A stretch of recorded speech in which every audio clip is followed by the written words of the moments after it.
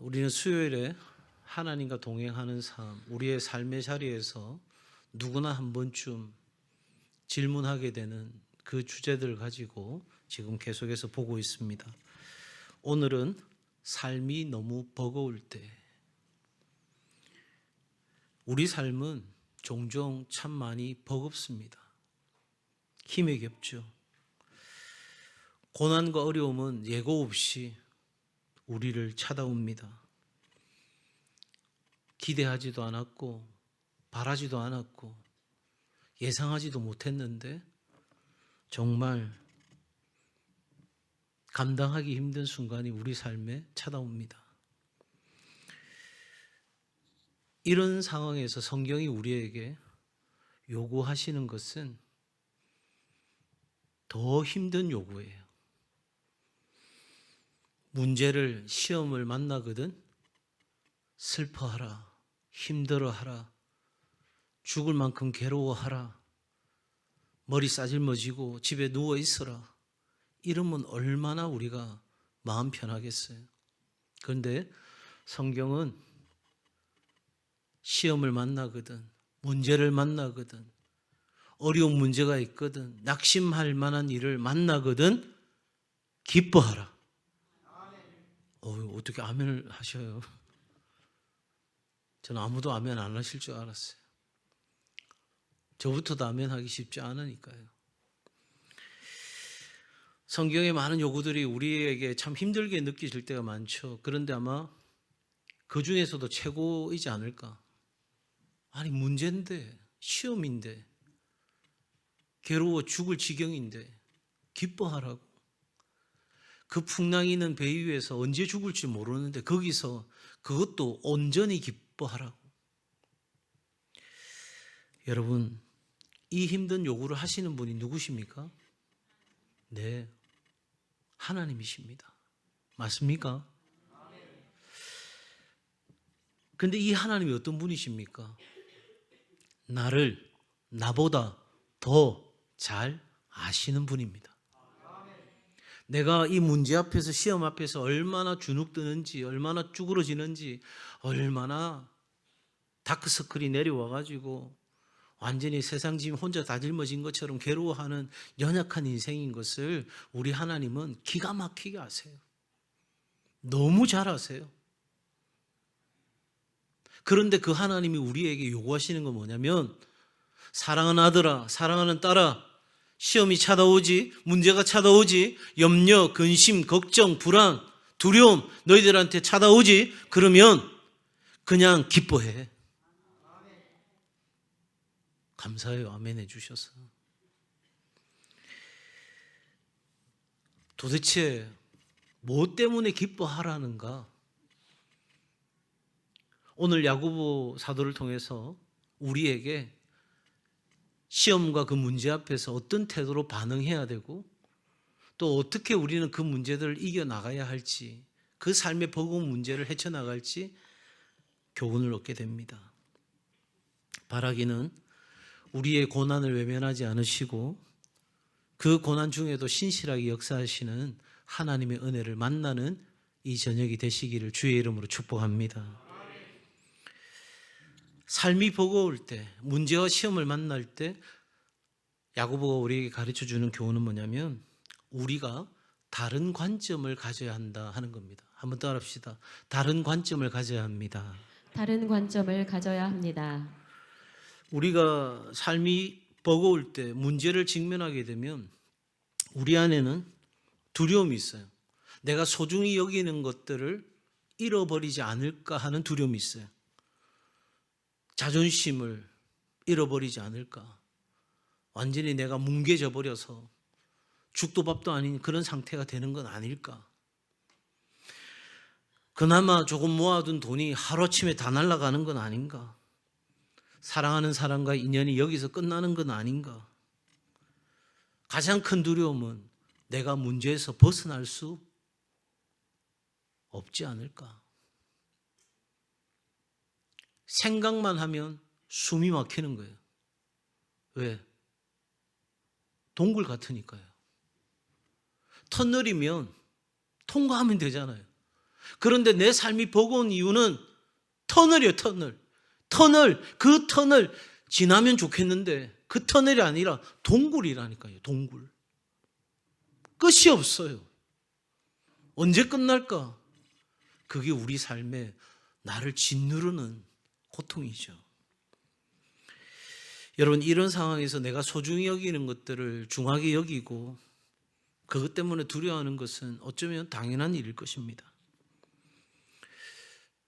그런데 야고보 사도가 우리에게 말하는 건 뭐냐면 거기에 우리의 마음을 두고 있으면 우리가 바라고 소망하는 그런 것들, 내가 되어지기를 원하는 것들, 거기에 우리의 시선을 고정하고 살아가면 우리는 항상 불안한 거예요.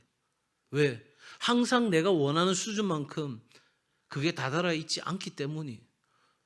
더군다나 우리 안에는 뭐가 있냐면 욕심이 있어요. 그러니 웬만하면 만족할 수가 없는 거예요. 더 사단이 우리에게 부추기는 거죠. 더 가져야 돼, 더 가져가야 돼.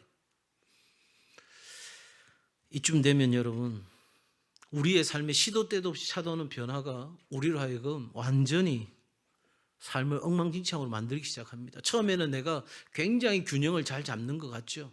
네.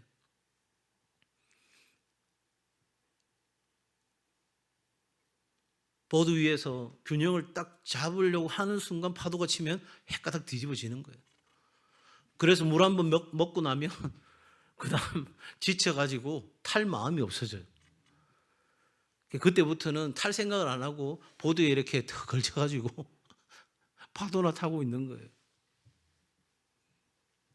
사랑하는 여러분, 우리의 관점을 문제가 아닌 문제 너머에 계시는 하나님께로 관점을 바꾸시길 바랍니다.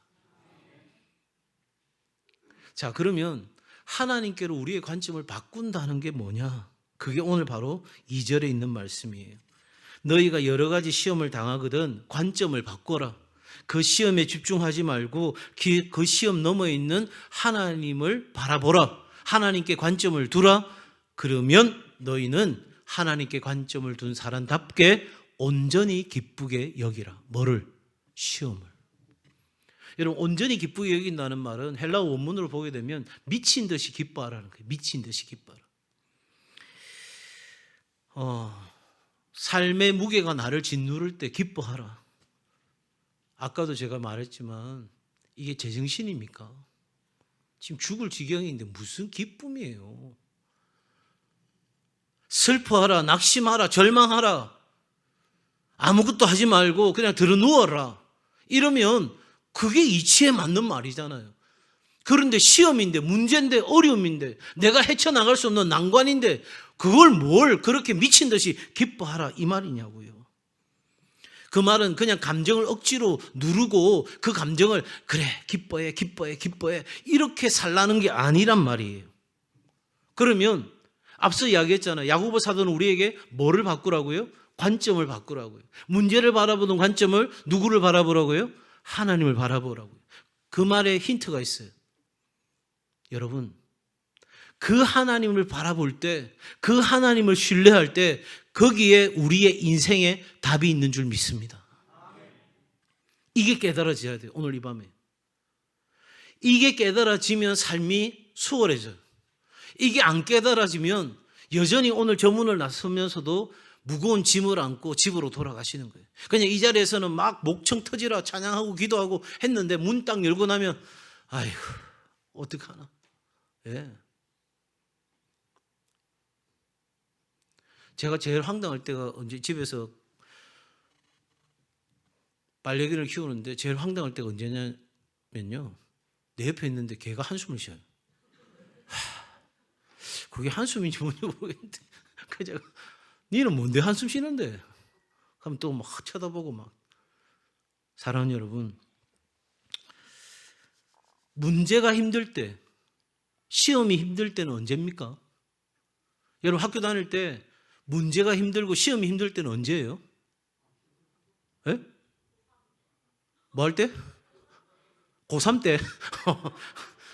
아이고, 네가 고3 때야. 그래. 여러분, 문제가 진짜 힘들 때 언제냐면요, 답을 모를 때예요. 답을 모를 때. 근데 한 문제가 출제됐는데 내가 어저께 풀었던 문제고 답을 정확하게 알고 풀이 과정까지 완벽하게 알아요. 그때 그 문제는 내 마음에 뭐가 있어요? 신나는 거예요. 아니 수포자인데 수학 다 포기했는데 1번 문제부터 내가 아는 문제가 나왔네? 아이고. 여러분, 문제의 답을 모를 때는 죽을 지경이에요. 굴려도 이게 맞나 안 맞나. 또 굴렸는데 보기는 4번까지밖에 없는데 6번이 나왔어. 어떻게 해 이걸? 이씨 아니다 다시. 여러분 그런데 문제를 받았는데 시험 앞에 딱 섰는데 그 문제가 내가 아는 문제야. 답을 정확하게 알아. 그때는 할렐루야인 거야. 할렐루야. 고등학교 때 공부 다 안 하셨나 봐요. 예. 저는 거의 수포자였거든요. 지금은 제가 논리나 분석이나 이런 거에 대해서 관심이 많아서 지금 다시 중고등학교로 가라 하면 수포자는 아닐 것 같은데 그 당시는 수포자였어요. 제가 지금도 못 읽겠어요.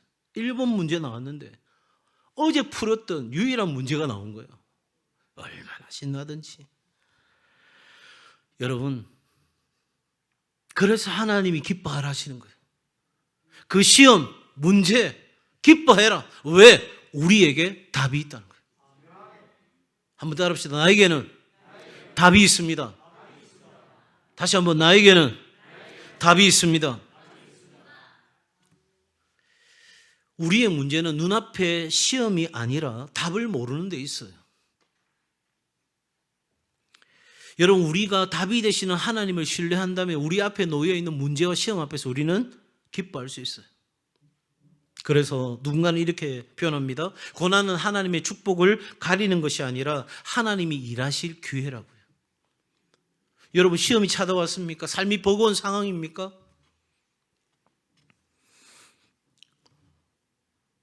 저에게도 그런 순간이 있었어요. 목사 되고 난 뒤에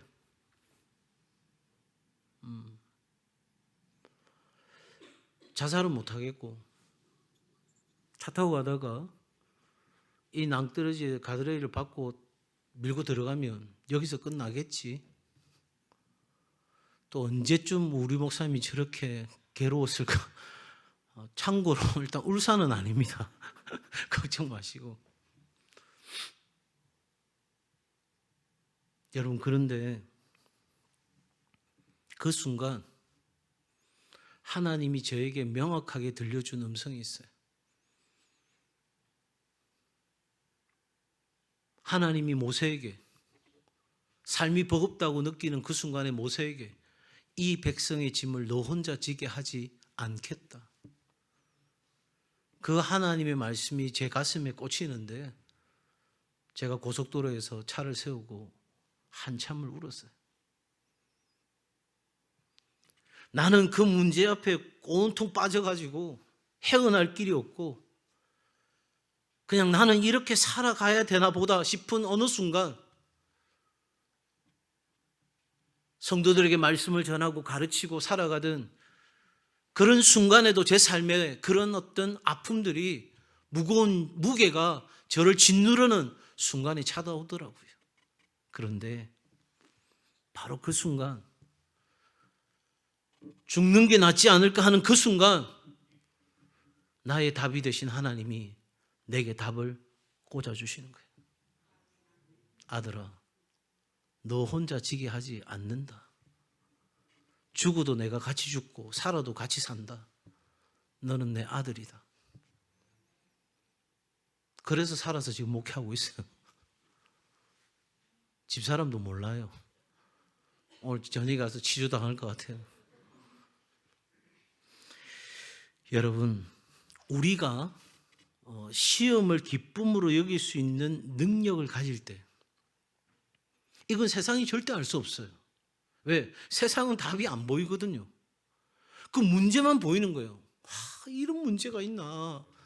이걸 내보고 어떻게 풀어란 말이고.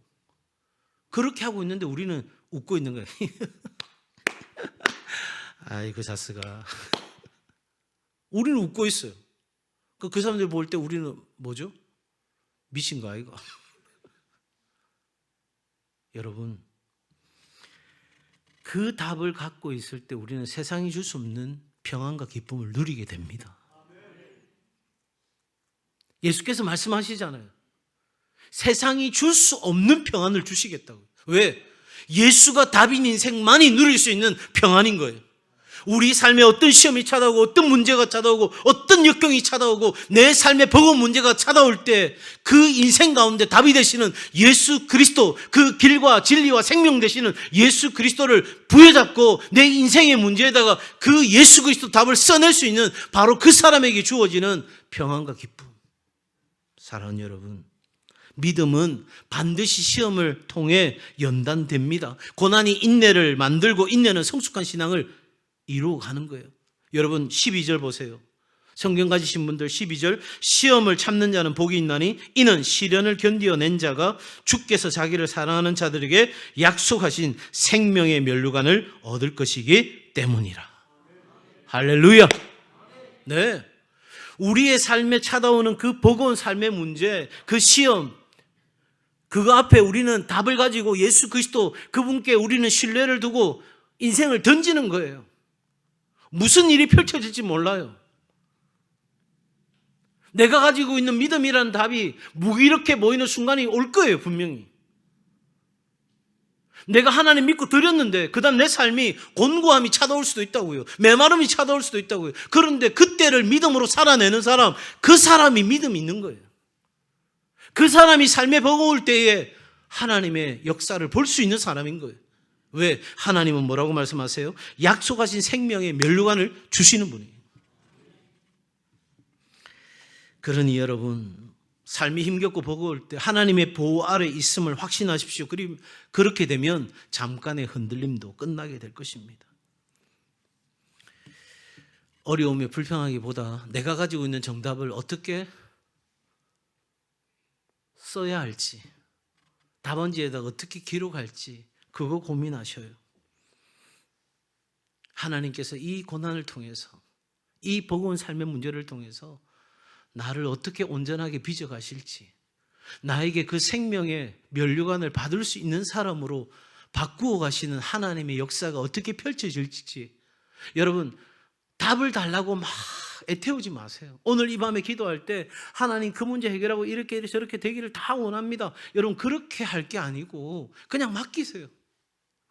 그냥 맡기세요. 그리고 하나님이 어떻게 풀어가실지 기대를 가지고 가셔요. 그런데 여러분, 가다가 실망할 때가 찾아오잖아요. 낙심할 만한 순간이 또 찾아오잖아요. 그때 다시 믿음으로 반응하는 거예요. 그래, 인내하라고 했지. 선을 행하되 낙심치 말라고 했지. 심은 대로 거둔다고 했지. 그러니 내가 믿음으로 심었으니 믿음으로 간다. 망해도 간다. 죽어도 간다. 여러분 그 믿음 가지고 전진해가는 은혜가 있기를 바랍니다. 관점을 바꾸어서 고난을 기쁨으로 받고 인내하며 성숙을 이루어가는 거예요. 여러분 우리가 하는 인내는 무조건 참는 것의 인내가 아니에요.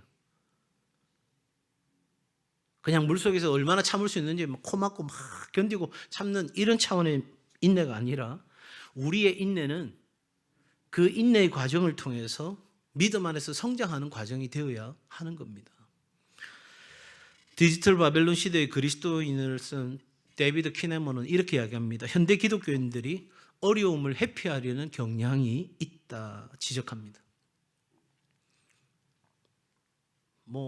얼마든지 우리 주변에서 그런 일이 일어나고 있죠. 그렇게 되면 신앙의 성숙은 쉽지 않습니다.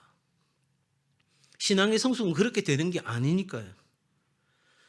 고난 속에서 인내할 때, 삶이 버거울 때 인내할 때, 삶이 힘겨울 때, 답을 모를 때 그 순간에도 여전히 믿음이라는 답을 써내려가는 사람, 그 사람이 더욱더 신앙이 깊어지고 견고해지는 역사가 일어나는 거예요.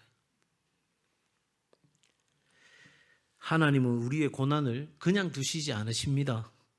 아멘. 그것을 사용하셔서 우리의 믿음을 단련시키시는 거예요. 신앙은 편안한 환경이 아니라 도전 속에서 성장합니다. 지금 나라가 너무 어려운 상황인데 진짜 믿음에 신실한 사람들을 통해서 하나님은 이 일들을 통해서 이 대한민국을 더 새롭게 바꾸어 가실 줄로 믿습니다.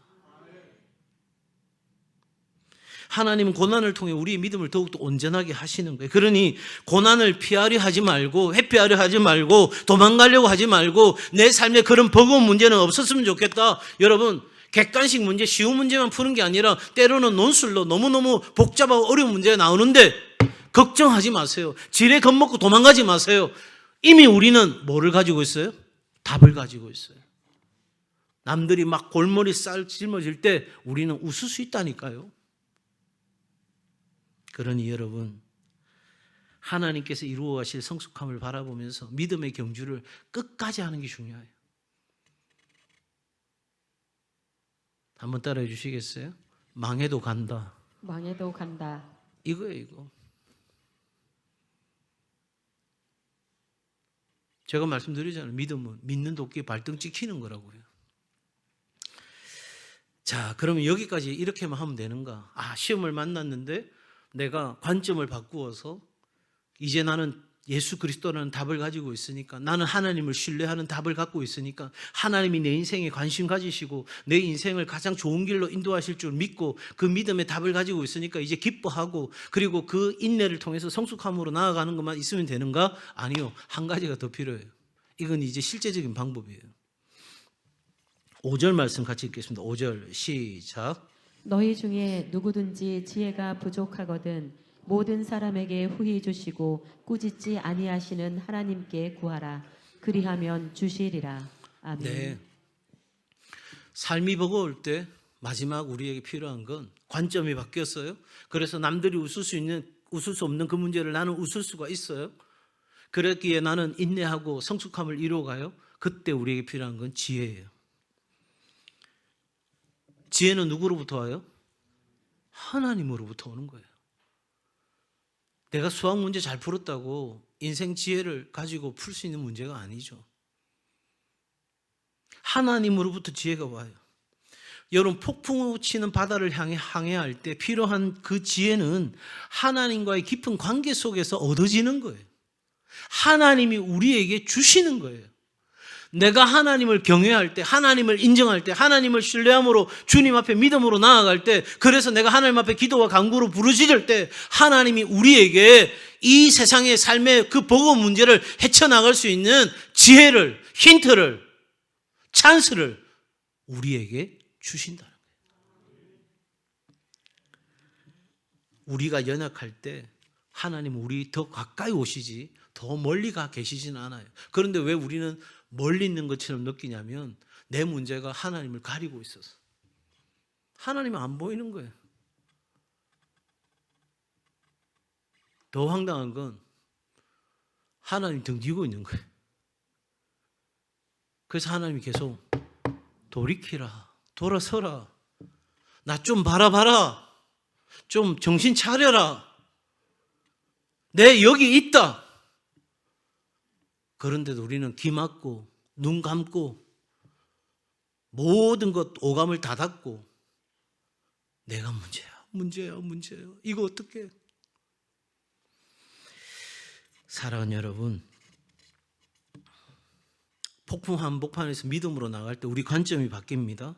여러분, 환경은 변하지 않을 수 있지만 하나님 주신 지혜를 통해 그 문제를 풀 수 있는 또 다른 차원의 은혜가 우리 가운데 있습니다. 믿음으로 하나님께 구할 때 내가 이 관계를 어떻게 풀어야 될지 모르겠어요. 내가 이런 문제를 어떻게 해결해야 될지 모르겠어요. 하나님, 나한테는 방법이 없어요. 지혜가 없어요. 하나님, 오늘 이 밤에 나에게 믿음으로 구합니다. 하나님, 삶의 버거운 이 문제를 헤쳐나갈 수 있는 지혜를 나에게 주옵소서. 의심하지 말고 확신 가지고 하나님께 나아가는 은혜가 있기를 바랍니다. 정리합니다. 삶이 버거운 순간, 시험과 문제가 우리 앞에 놓여 있는 순간 올 게 왔구나. 내가 여기 집중하지 않고 이 모든 것을 뛰어넘는 하나님을 향하여 나의 시선을 고정하리라. 하나님께 시선을 고정하는 순간 나는 이 문제 앞에서 미친 듯이 기뻐하리라. 아니, 암이 찾아왔는데 뭘 기뻐해요? 잘 나가던 사업이 하루아침에 다 망쳤는데 뭘 기뻐해요? 내 자식이 잘 될 줄 알았는데 곤두박질 치고 있어요? 뭘 기뻐해요? 여러분, 믿음으로 기뻐하는 거예요.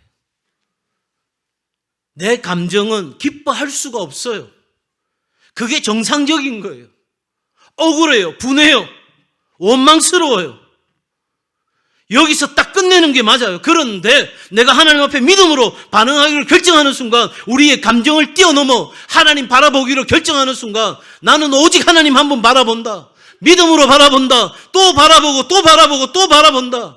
그렇게 나아갈 때 하나님은 우리에게 하늘의 지혜를 주시고 하나님의 음성을 들려주시고 우리에게 그 버거운 삶의 문제를 이길 수 있는 능력을 주시는 줄 믿습니다. 그러니 여러분, 오늘 이 밤 하나님 앞에 우리의 문제를 들고 나갑시다. 우리를 나보다도 잘 아시는 그 주님이 기뻐하라고 하셨으니, 하나님, 내가 오늘 이 문제 앞에서 기뻐하기로 결정합니다. 아무것도 해결되지 않지만, 아무것도 보이지 않지만, 그래도 나는 믿음으로 기뻐하기로 결정합니다. 하나님, 이왕 기뻐하는 것 미친 듯이 춤추듯 기뻐하고 하나님 앞에서 그렇게 반응할 수 있는 진짜 믿음 한번 저에게 주십시오. 그렇게 하나님 앞에 서 있는 우리 동성애 가족들 다 되시기를 주의 이름으로 축복합니다.